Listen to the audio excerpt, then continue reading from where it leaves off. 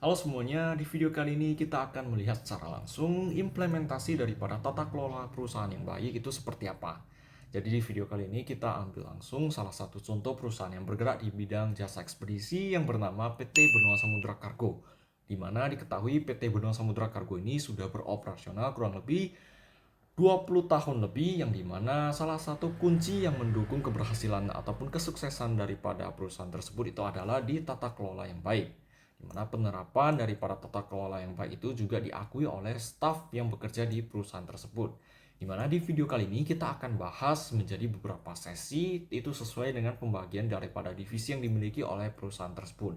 Dimulai dari yang pertama itu adalah divisi impor, di mana kita ketahui salah satu tantangan ataupun halangan yang sering dihadapi oleh perusahaan ekspedisi itu adalah terutama di jadwal pengiriman barang, yang dimana kita ketahui sering terjadi yang namanya keterlambatan pengiriman atau penerimaan yang namanya kontainer impor kalau dalam kasus divisi impor, di mana hal tersebut diketahui sangat jarang ataupun minim terjadi di PT Benua Samudra Cargo, sehingga hal tersebut itu nanti akan mengembangkan ataupun meningkatkan trust daripada klien dengan pihak daripada PT Benua Samudra Cargo itu sendiri, di mana diakui oleh salah satu staf yang bekerja di PT Benua Samudra Cargo, di mana kunci utamanya adalah untuk menangani hal tersebut adalah dengan melakukan komunikasi, yang dimana komunikasi tersebut terkait antara dengan divisi impor itu sendiri, staf-stafnya daripada perusahaan tersebut, hingga kepada pihak regulator dan pihak daripada importir.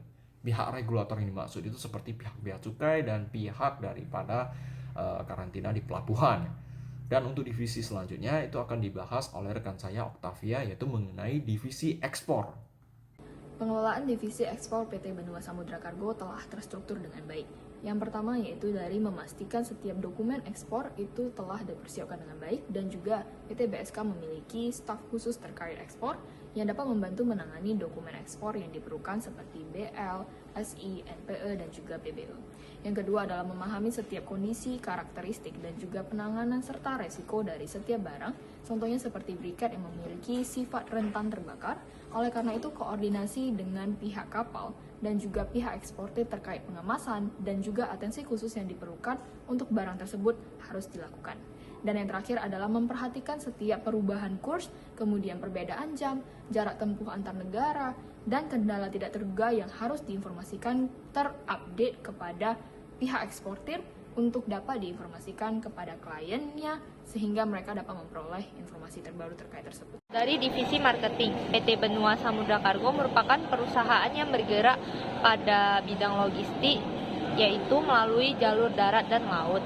PT Benua Samudra Cargo juga melakukan identifikasi terhadap perusahaan yang menggunakan layanan pengiriman dari mereka, misalnya dengan mengidentifikasi perusahaan tersebut bergerak di bidang apa dan juga melakukan analisis terhadap kebutuhan mereka, misalnya pengiriman barang yang bermuatan besar dan juga pengiriman barang yang memerlukan penanganan khusus. PT Benua Samudra Cargo juga menetapkan harga yang kompetitif dan mampu bersaing dengan perusahaan logistik lainnya.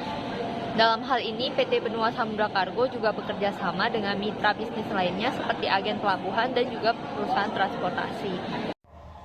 Dalam wawancara dengan divisi piutang dari PT BSK, kami mendapatkan informasi mengenai bagaimana PT BSK mengelola pembayaran piutang dari pelanggan, yaitu di mana setiap penerbitan invoice yang akan ditagihkan ke pelanggan biasanya selalu disertai dengan catatan yang jelas. Catatan tersebut mencantumkan syarat pembayaran termasuk kewajiban pelanggan untuk mengirimkan pembayaran ke rekening yang telah ditentukan, memberikan keterangan pada bukti transfer, serta melakukan konfirmasi ulang ke pihak piutang perusahaan.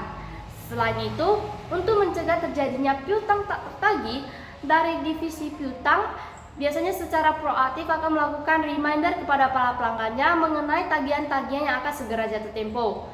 Reminder akan dilakukan pertama kali 2 minggu sebelum tanggal jatuh tempo dan akan diulang kembali 1 minggu sebelum tanggal jatuh tempo.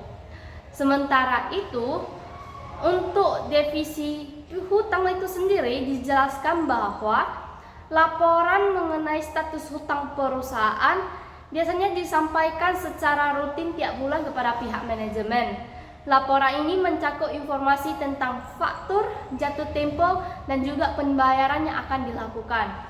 Namun jika sewaktu-waktu terjadinya kasus di mana hutang yang telah jatuh tempo itu bermasalah, maka untuk saat ini perusahaan belum memiliki prosedur khusus yang bisa menanganinya.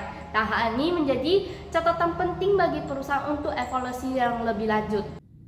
Jenis laporan pajak yang dilaporkan oleh PT Benua Samudra Cargo adalah pertama yaitu PPh pasal 21 untuk melaporkan gaji karyawan. Yang kedua adalah PPh pasal 23 karena mereka bergerak di dalam jasa pengangkutan. Terus PPh pasal 25 dan PPh FINA.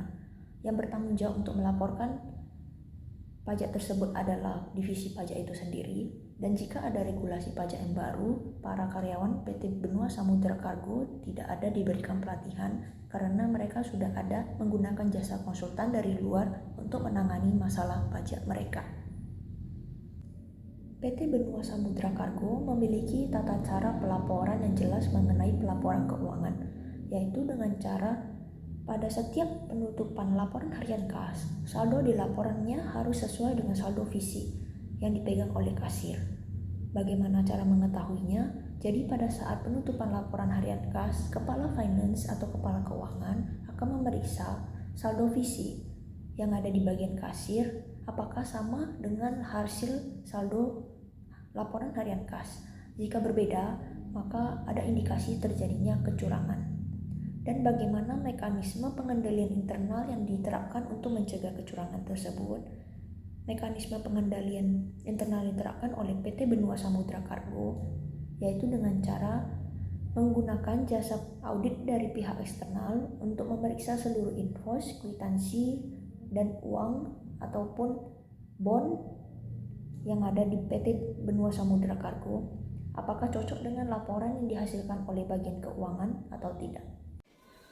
Nah, berdasarkan hasil diskusi kami dapat disimpulkan kalau PT BSK ini memiliki tata kelola yang cukup baik ya, melalui koordinasi antar divisi yang mendukung operasional perusahaan secara menyeluruh. Nah, setiap divisi ini tentunya memiliki fungsi yang spesifik untuk mendukung keberlangsungan operasional dan pertumbuhan perusahaan. Seperti contohnya divisi gudang ya, yang tugasnya itu adalah untuk membantu mengatur dan monitor stok barang keluar dan masuk.